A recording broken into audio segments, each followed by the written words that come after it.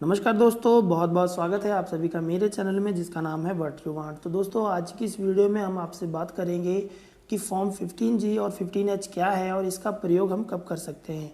तो दोस्तों, सभी से रिक्वेस्ट है कि अगर अभी तक आप लोगों ने इस चैनल को सब्सक्राइब ना किया हो तो रेड कलर का जो सब्सक्राइब का बटन दिखाई दे रहा होगा आपकी वीडियो के नीचे, उसको क्लिक करके चैनल को सब्सक्राइब करना बिल्कुल ना भूलिए। उदाहरण के तौर पर मान लीजिए कि अगर आपने बैंक में एफडी करवाई हुई है तो इस पर आने वाला ब्याज टैक्स के दायरे में रहता है।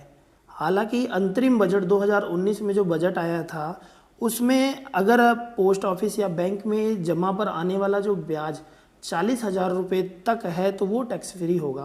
पहले जो ये लिमिट थी वो 10,000 रुपये थी। वहीं सीनियर सिटीजन के लिए बजट 2018 के बाद 50,000 रुपये तक सालाना की ब्याज पर टैक्स फ्री रहेगा। तो दोस्तों, मान लीजिए कि अगर आपकी कमाई टैक्स एग्जम्प्टेड लिमिट के अंदर है, लेकिन अगर आपकी एफडी के ऊपर जो सालाना ब्याज अगर 40,000 रुपये से ज़्यादा का होता है तो बैंक इस पर टीडीएस काट लेते हैं।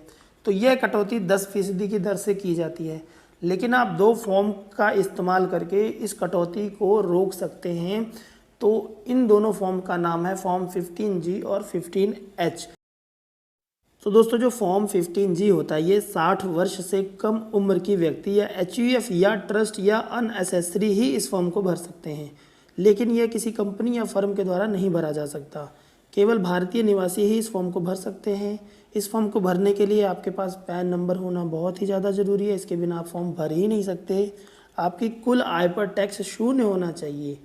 चौथा जो पॉइंट है ये है कि एफडी पर कुल ब्याज आय टैक्स की बेसिक एग्जम्पशन लिमिट के कम होनी चाहिए और यह लिमिट इस वक्त 2.5 लाख रुपए तक है।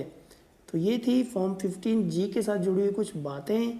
अब बात करते हैं फॉर्म 15H की। 60 वर्ष या उससे अधिक आयु वाले व्यक्ति इस फॉर्म को जमा करने के लिए पात्र हैं। उनका एक भारतीय निवासी होना ज़रूरी है और इसमें भी आपके पास एक पैन नंबर होना चाहिए और आपकी कुल आय पर टैक्स शून्य होना चाहिए। तो दोस्तों, दोनों फॉर्म्स एक ही तरह के होते हैं, बस इसमें फ़र्क इतना है कि इसमें फॉर्म को भरने वाले की जो उम्र है वो 60 वर्ष से ऊपर होनी चाहिए।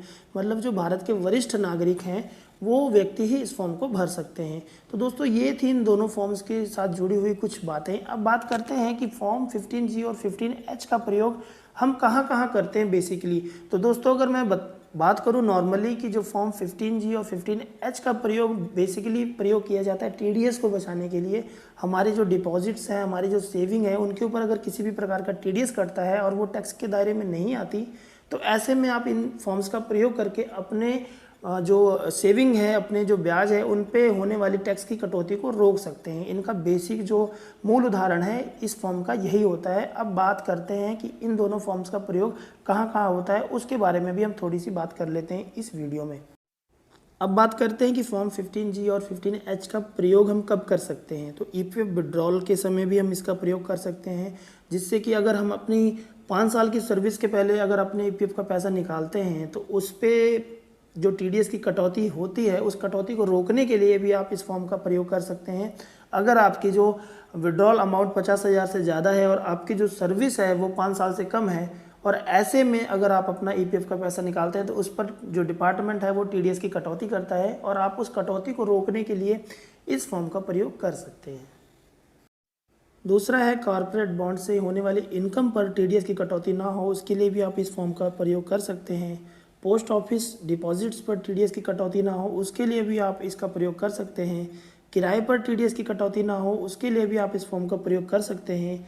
इंश्योरेंस कमीशन पर जो आपका टीडीएस कट जाता है, अगर आप चाहते हैं कि आपका वो टीडीएस ना कटे तो ऐसे में भी आप इस फॉर्म का प्रयोग कर सकते हैं। तो दोस्तों, ये थी इसके साथ जुड़ी हुई कुछ बातें।